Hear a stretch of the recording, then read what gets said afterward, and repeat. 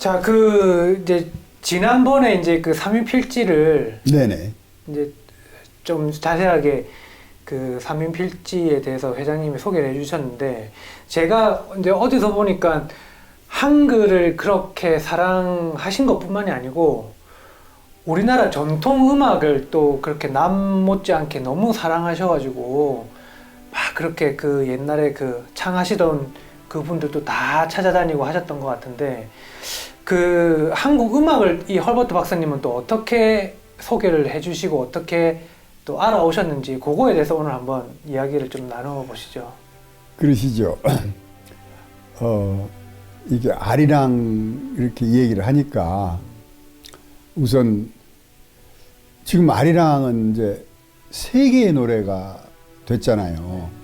뭐 우리 감독님도 해외에 나가 보셨으니까 아시겠지만 2000년대 이전에 해외에 나가면 외국인들이나 또 교포들이 세우는 그 식당 음식점 이름이 거의가 다 아리랑부터 시작을 했습니다.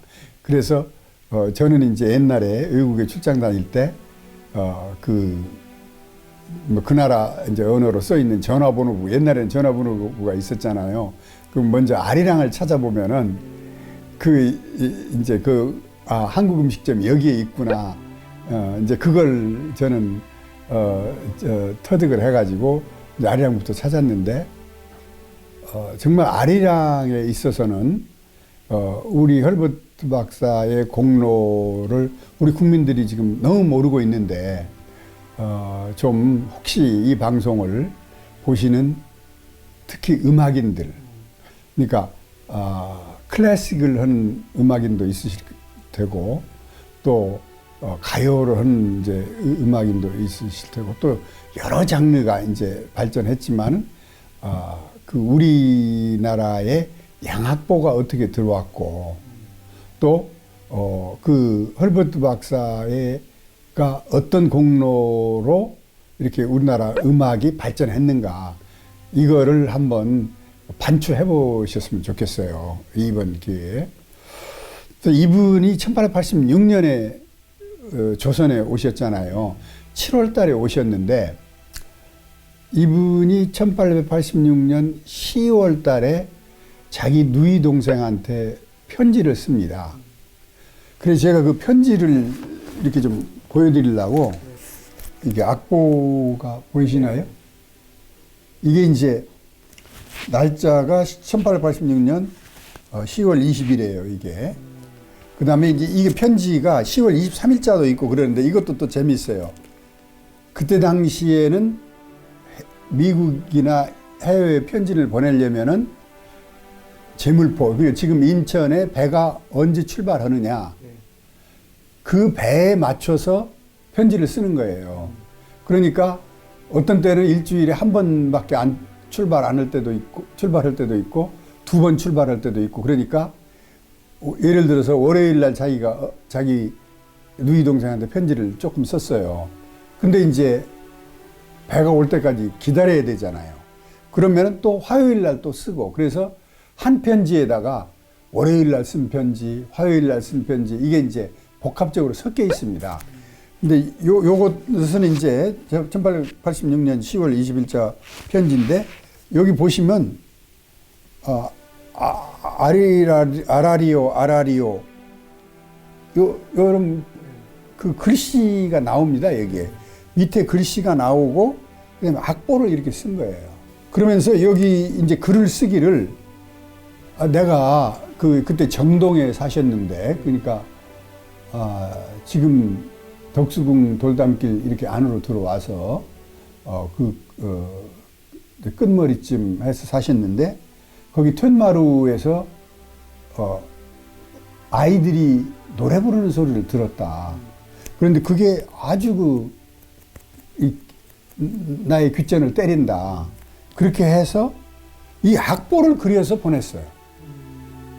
그러면 청음을 해서 악보를 바로 그리신 거예요? 그렇죠. 청음. 양악보니까 저건. 예. 그러니까 아이들이 하는 노래를 듣고, 그러니까 그러면 이게 무슨 뜻이냐? 우리 문 감독님은 그 음악에 어떻게 소질이 있으신지 모르지만, 보통 사람 같으면은 그냥 악보를 들어도 그냥 아니, 누가 노래를 해도 그냥 그런갑다 하고 지나갈 때고, 두 번째, 이 어떤 분은 이게 참 멜로디가 괜찮네? 또 아이들 목소리가 괜찮네? 이런 느낌을 받잖아요. 근데 그걸 다 받았다는 거예요.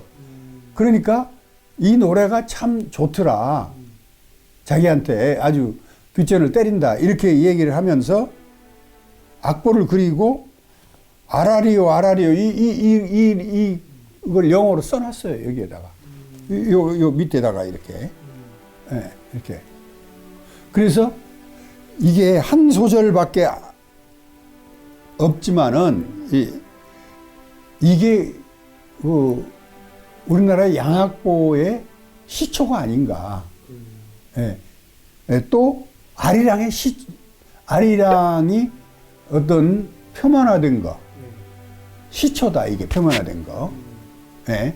아리랑이 이제 뭐 언제부터 생겼느냐, 이건 지금 논란이 많이 있지만은, 적어도 아리랑을 우리가 학문적으로 다뤄서 대중화할 수 있는 가장 동기를 부여한 게 이 누이 동생한테 보낸 1886년 10월 달의 편지다. 제가 이 말씀을 드리고, 그러면 이분하고 음악하고는 어떤 관계가 있느냐? 제가 이분을 추적을 해봤어요. 그랬더니 다트머스 대학 다닐 때 음악부장을 지냈어요. 이분이. 그리고 고등학교 다닐 때 미들베리에서 버몬트주 미들베리에서 다녔는데, 고등학교 다닐 때도 그 아리따운 음악 선생하고 아주 가깝게 지냈어요. 그러니까 그분을 따랐다는 얘기죠. 그래서 나중에 보니까, 편지에 보니까 서울에 와서도 그분하고 편지 교환을 했어요. 그러니까 음악에 대해서 아주 그 소질이 있는 그런 분이었다. 이제 그 뒤에 조선에서 한국말을 배워가지고 이제 어디 초청을 받거나 그러면 그때도 노래도 하고 그랬을 거 아니겠습니까? 외국인 사회에서는 이분 두 분이 부르는 듀엣이 가장 인기를 끌었었다는 거예요. 외국인 사회에서. 그러니까 노래를 잘했고, 또 아들도, 자기 아들이 써놓은 글도 보면은 우리 아버지 어머니는 음악으로 집안에서 부부 금수를 좋게 했다. 이런 대목이 나오거든요.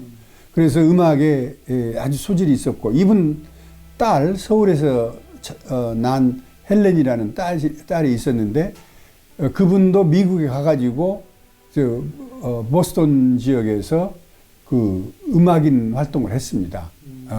그분도. 그래서 이제 이런 선천적으로 좀 음악의 DNA가 특별했지 않았나, 이제 이런 생각이 들고, 그 다음에 그러면 이 책을 쓰고 이 편지를 쓰고 난 뒤에 그로부터 10년 뒤입니다, 이제. 10년 뒤에 이분이 글을 씁니다. 그래서 이제 여기 보면은 Korean Vocal Music 이렇게 제목이 되어 있을 거예요. 1896년 2월 달에 쓴 건데, Korean Vocal Music이라는 조선의 성악, 이렇게 번역을 제가 했는데, 이걸 쓰면서 우리나라의 당시의 노래지요. 그러니까 노래가 어떻게 되어 있나, 그런 논문을 쓰신 거예요. 그런데 여기 제일 첫 줄에 보면은 그런 얘기가 나와 있어요. 외국인들이 조선에는 성악이 없다, 이렇게 얘기하는데, 내가 보기에는 조선에는 훌륭한 노래가 있다, 이렇게 주장을 하시는 거예요, 여기에. 그러니까 이것도 서양인들하고 어떤 논쟁거리가 돼서 시작했다고 생각해요. 네. 네, 논쟁거리가 돼서 시작했는데, 그러면 이게 그럼 어느 정도 중요한 논문이냐? 이게 보면은, 그 다음에 이제 우리나라 음악을 세 가지로 분류를 한 겁니다.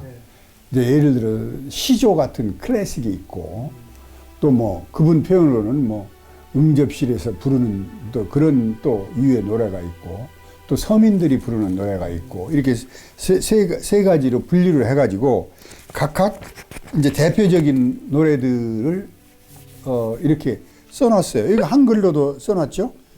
청사나 물어보자. 뭐 이런 식으로 시조 그 옛날 어른들이 불렀던 청사나 뭐 이런 거 있잖아요. 그 우리 한글로 이렇게 적어놓은 거예요. 예. 그래서 이제 이걸 이제 악보로도 표시하고 이런 한글로는 이렇게 된다. 그 다음에 이걸 미국인들한테는 이런 뜻으로 전달을 한다. 영어로 가사를 이제 번역을 해. 그렇죠. 가사의 뜻을 이렇게 적어 놓은 거예요, 이게. 오, 마운틴 블루. 예. 청사나 이제 이렇게 해석을 하신 거예요. 그래서 저는 이걸 보면 너무 재밌지 않아요? 그러니까 우리가 시조 옛날 할아버지들이 청사나 뭐 이렇게 이제 외쳤을 때 저걸 어떻게 번역을 해야 되나? 이렇게 딱 생각을 했지만 헐버트 박사는 그걸 그냥 자기 그냥 우러나는 대로 그대로 오 마운틴 블루 이제 이렇게 그 번역을 했어요. 나 이것만 봐도 재미있더라고요. 이제 제가 그래서 이렇게 하면서 이 책에서 그 다음에 이제 여기도 또 이제 뭐 버들피리에 관한 또 이제 이런 이 봄노래 같은 거죠. 이제 이런 뭐 배를 띄워놓고 이제 봄노래 이제 이런 걸 부른다 그런 내용도 있고 이것도 전부 한글로 적었어요. 이렇게. 그러니까 이 시대의 양반들은 한글이라면 아주 그냥 천민들이 쓰는 거니까 필요가 없다고 그러는데 굳이 이걸 영어로 발표하면서 나는 이분이 이걸 한글로 적었다라는 게 너무너무 고마운 거예요. 양반들이 그렇게 그냥 무시하는 이제 그런 글로. 그다음에 여기도 보면 이 재밌어요. 이게 또 술 먹지 마자 하고 맹세를 하였더니 술 보고 안주 보니 맹세가 허사로다. 너무 말하자면 그때 당시로 보면 유행가를 이렇게 적어 놓으신 거예요. 이걸 또 한글로 또 적어 놓고 그 밑에 이제 해석을 한 거예요. 이렇게 세 가지 하나, 둘, 이렇게 세 줄이니까. 그러니까 이분이 이제 이런 거를 그러니까 그러니까 한국 사람들이 그때 조선 사람들이죠. 조선 사람들이 하는 노래를 듣고 이게 어떤 뜻이 담겼는가. 그러면 조선의 그 정서가 무엇인가. 밑바닥의 정서가 무엇인가. 이거를 캡처해내는 거예요. 이분이. 단순히 그냥 노래 이게 아니고 민족의 한민족의 정서 이런 거를 끄집어내는데 이분이 특별한 기술자예요. 제가 보니까. 예. 이제 이런 노래가 있고 그 다음에 이제 여기 이제 또 처음으로 아르랑 아르랑 아라 이제 여기에서 나오면서 여기에서 이 아리랑이 이제 처음 등장하는 거예요. 여기 뭐라고 그랬느냐? 아리랑이 지금 가장 인기 있는 노래다. 그런데 이 노래는 앞으로 영원한 한민족의 노래가 될 것이다. 그걸 어떻게 알았을까? 그럼 지금 어떻습니까? 그렇죠. 지금 아리랑은 어떤 민족 정기를 대변하는 대변을 하는 노래고 정말 한국을 대표하는 노래잖아요. 이게 뭐 어느 이들리의 그 가곡 클래식 이것보다 저는 오히려 우리 아리랑이란 말이 너무 푸근하고 이렇게 이제 좋은 거예요. 그래서 이렇게 이해하면서 아리랑에 대한 설명을 하면서 또 이제 아리랑은 말하자면 음식으로 보면은 쌀에 해당이 된다. 그런데 그분은 한국의 쌀을 아주 독특하게 해석을 했습니다. 한민족에겐 쌀은 전부다. 이렇게 이 얘기를 한 거예요. 그러니까 우리나라가 쌀로만 살았잖아요. 쌀이 있어야 되잖아요. 근데 이제 이분이 또 쌀을 평가할 적에 한민족이 쌀로 지탱해 왔는데 쌀 농사 짓기가 너무 힘들다.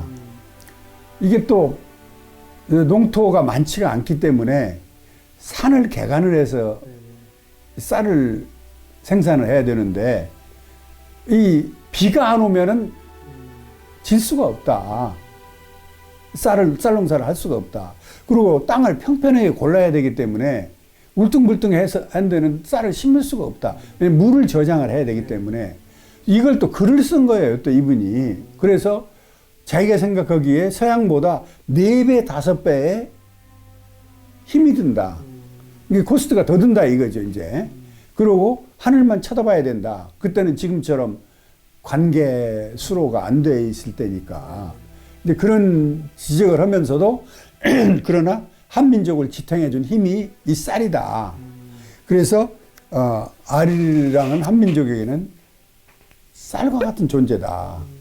이제 이렇게 이 얘기를 하셨어요. 그러면서 여기에 이제 아라리요 이런 문경세제 홍두깨방망이 다 나간다. 이제 이런 아리랑 가사 노랫말을 붙이고 아리랑 악보를 또 이렇게 적어놓은 거예요. 그러면서 이제 후렴구가 있잖아요. 그래서 후렴구를 또 조선 사람들은 자유자재로 후렴구를 붙인다.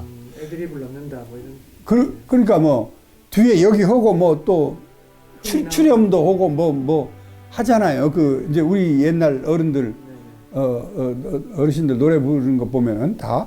그래서 자기가 보기에는 한국인들은 즉흥곡의 명수다. 그리고 아주 음악성이 뛰어난 사람들이다. 덧붙여서 뭐라고 그랬냐면 한국 조선인들이 노래를 하면은 워즈워드나 바이런 같은 시인이 된다라고 얘기했어요. 그러니까 지금 그 음악적 재능이 너무너무 뛰어나다 한국인들이. 그러면서 이제 뭐 예를 들어서 가을에 바위에 앉아서 그 아지랑이 일을 즐길 수 있고 자연의 풋풋함을 가장 잘 즐길 수 있는 민족이 조선인들이다. 조선인들의 노래에 대해서 그러니까 지금 제가 생각하니까 오늘날 케이팝으로 뭐 BTS나 뭐 이런 소녀시대나 뭐 세계를 놀라게 할 그런 청년들을 이미 100년 1896년이에요. 이게 125년 됐네.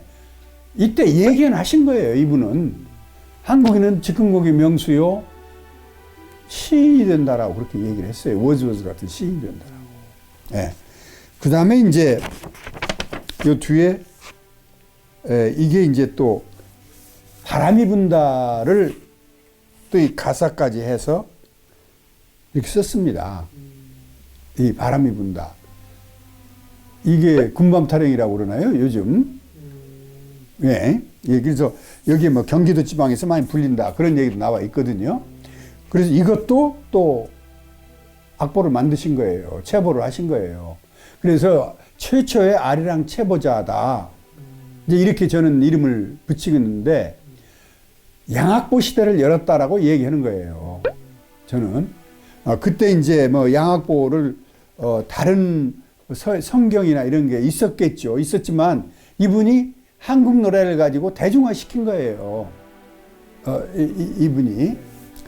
이제 그리고 여기는 또 재밌는 얘기했는데 우리나라는 아름다운 자연을 딴 아름다운 지명이 많다. 뭐 송도, 뭐 송악, 뭐 이런 게 이제 보면은 참 아름다운 지명이다. 이제 이런 것도 또 곁들여서 여기 이제 우리 조선의 마을 이름을 그리고 이제 세제, 문경세제, 세제 이제 이런 것도 참 아름다운 말이다. 이제 이런 것도 나왔는데 어떻든 이제 이때로부터 아리랑이 학문적으로 검토가 되기 시작하고 그다음에 이제 악보 없는 아리랑에서 그러니까 구전으로만 내려오던 조선의 전통 음악이 헐버트에 의해 악보 있는 음악으로 기록되기 시작했네요. 바뀌기 시작한 거죠. 이거 완전 시대를 바꿔버린 거죠. 그래서 이제 그러면 이분이 이 일만 하셨느냐? 그 다음에 또 미국의 빅터 추금기사라고 그게 얼마 전까지도 있었는데 지금도 존재하는지 모르겠네요. 빅터 추금기사라고 옛날에 저희들 어렸을 때 많이 들어본 회사인데 그 회사에 주선을 해가지고 우리나라의 그 명창들이 노래를 부르는 거를 빅터 추금기사에서 이걸 전부 레코드판을 만들었습니다. 그걸 전부 주선한 게 이분입니다. 그래서 그 레코드판이 미국에 있습니다, 지금 이게. 그리고 이 아리랑 아까 저 악보 있죠? 이게 미국 음악사전에도 이게 나옵니다, 이게 지금. 예. 옛날 음악사전이죠, 지금. 최근 음악사전은 모르는데, 나오고. 그래서 그때부터 이제 아리랑을 또 세계에 알린 거죠. 이제 미국 음악사전에 나왔으니까 이게. 이 헐버트라는 분이 우리나라 음악사에 어떤 인물인가. 이걸 알 수가 있잖아요, 우리가. 그래서 최근에 또, 요거 한 말씀 더 드리고 싶습니다. 아까 그 군밤 타령 있지 않습니까? 이 군밤 타령이 지금 우리나라 애국가 있잖아요. 우리나라 애국가 말고 대한제국 시대에도 애국가가 있었습니다. 이제 그 짧은 기간이지만은 그때도 애국가가 있었는데